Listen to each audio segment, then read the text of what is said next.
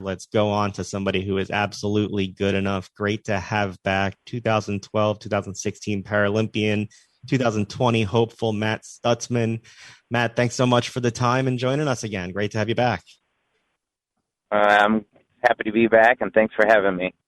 It's wonderful to talk to you. We're excited to watch your chase. Tell me what's going on. Things have been pushed back a little bit from your trials. How's everything going for your attempt to qualify again this year? It's like you get to a peak, and then there's something that comes up that's like, oh. Everything that went on last year, and then, got pushed to this year, and then even at trials, we had an issue where it had to be postponed again to the basically we have to be in California on the 29th. And so once again, I'm reset mentally, and I'm trying to get prepared for the trials coming up in about a week or so. So, Matt, we're used to talking to a lot of athletes that play in team sports and how teams were impacted by the pandemic. Tell us from somebody who's playing a more individual sport, how you were impacted by the pandemic as far as your preparation and whether it matters that you aren't able to participate in competitions leading up to this big competition. Yeah, so as in sports where you have a team sport and stuff like that, even though we're individuals shooting, it still impacts us about the same because of the guidelines and the rules that they put in place. They're trying to make it fair across the board for all sports. So whatever sports, like let's say swimming or soccer, whatever kind of rules they get put in place, we still have to follow. So it's actually been pretty difficult mentally staying on top of everything just because you're trying to peak at certain times. And, you gotta stay focused on what the ultimate goal is really, and hopefully, we roll into trials and everything works out like it's supposed to.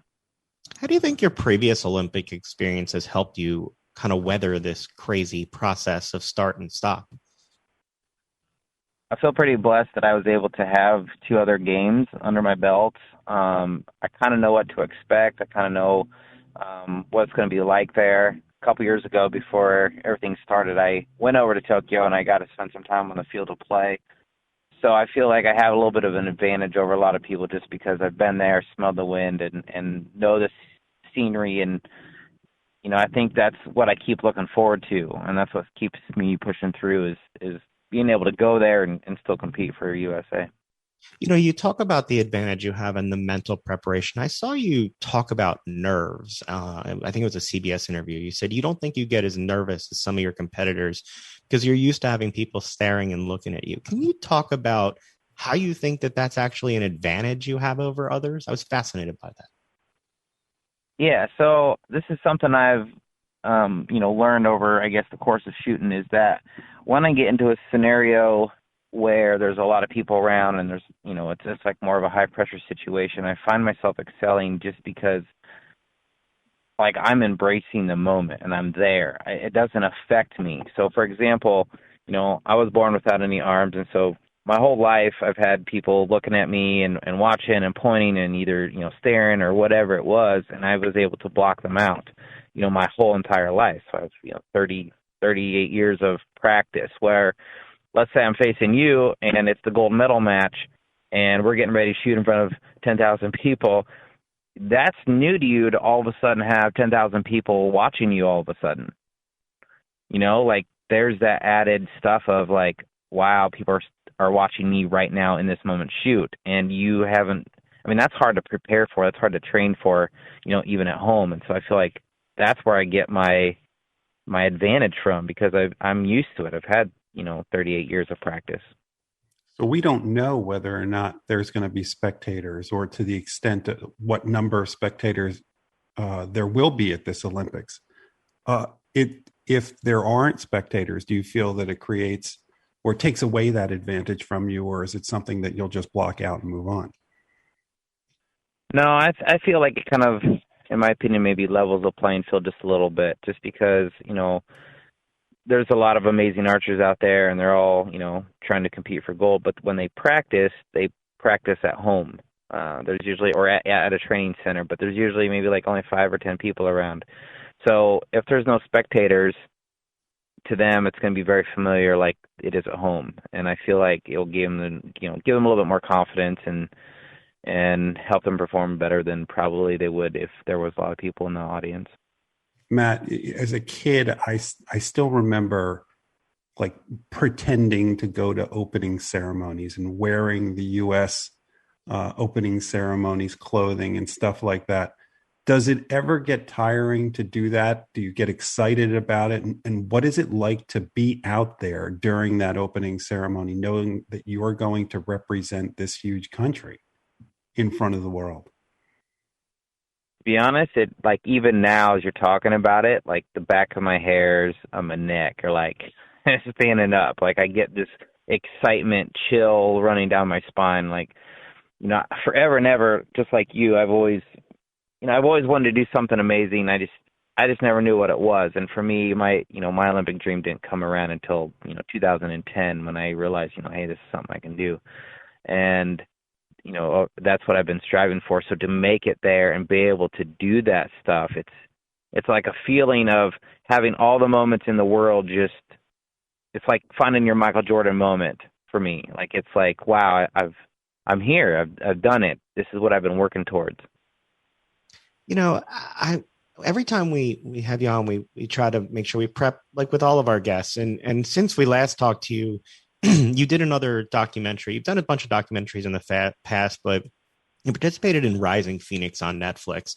And I saw you say this one was a little different because you were really able to be yourself. And we saw the fun side of you shooting baskets and your love of cars. Can you talk about how participating in Rising Phoenix was different than some of the other things that you've done? Usually when someone approaches me for a documentary, they just want to tell my story. But when Rising Phoenix, approached me about being a part of that, it wasn't just telling my story, but and showing who I was, but it also was, in my mind, we were all on the same page of what the whole goal of Rising Phoenix was, and that was to inspire the world, show people that, if they have a disability or not, that there still is amazing things that can be done. Bringing awareness to people with physical disabilities and what they're capable of. And so the mission on this one for me was a lot different than, I guess, a normal documentary.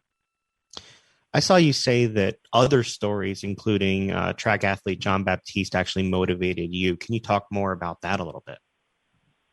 Yeah. So, listening to what he had to go through to make it where he's at, I can't even imagine. Like, I have no arms and I was born this way, and some people might look at me and think, he's had a really rough life. But when you look at, like, John, like, yes, he's missing one leg, he's missing a leg, but what he had to go through to get to where he's at now, I feel was a greater struggle, a greater hurdle that he had to overcome. And look at his attitude and look at who he is as a person.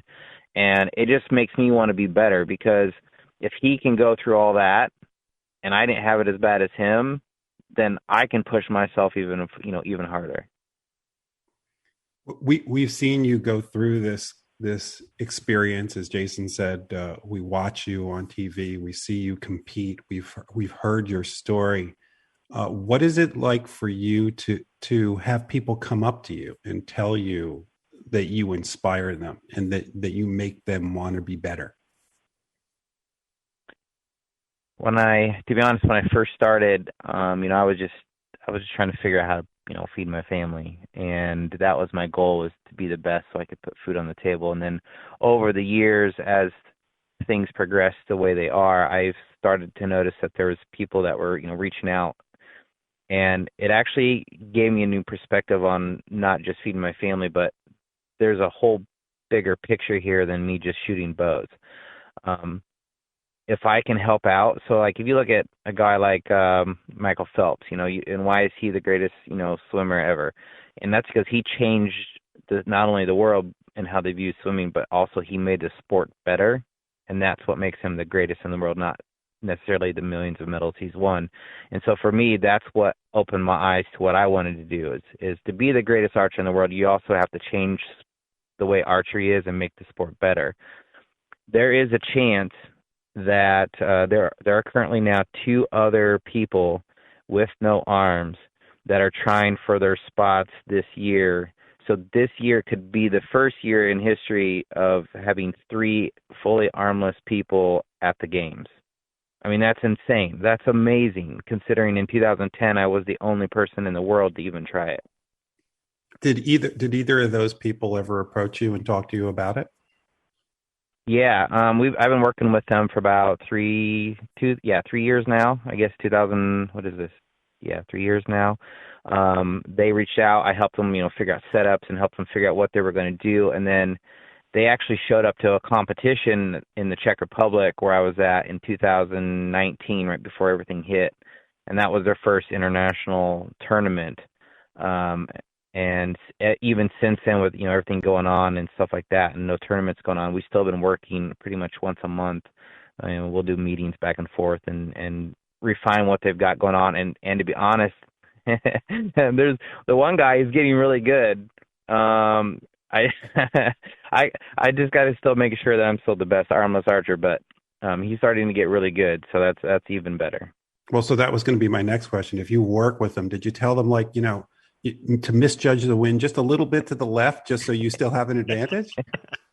And to be honest, I'm not even joking. I told him, look, guys, once you start getting better than me, I'm done. I'm not going to help you anymore. That's it. That's just the competitive side of me, But in reality, I want everyone to succeed, and I want them to do good. And even if we were, like, for example, we were in trials before it got postponed a week ago. We were in lockdown and quarantining and getting ready to shoot our first leg of trials. And I was still messaging people on our team that had bow issues and was still helping them, even though, like, they're my competitors, So at the end of the day, I still want everybody to shoot good and do their best. I just wanted to ask you a bigger picture question. I see you talk about your love of cars, and when you do, you say the car doesn't stereotype the driver, it just wants to be driven.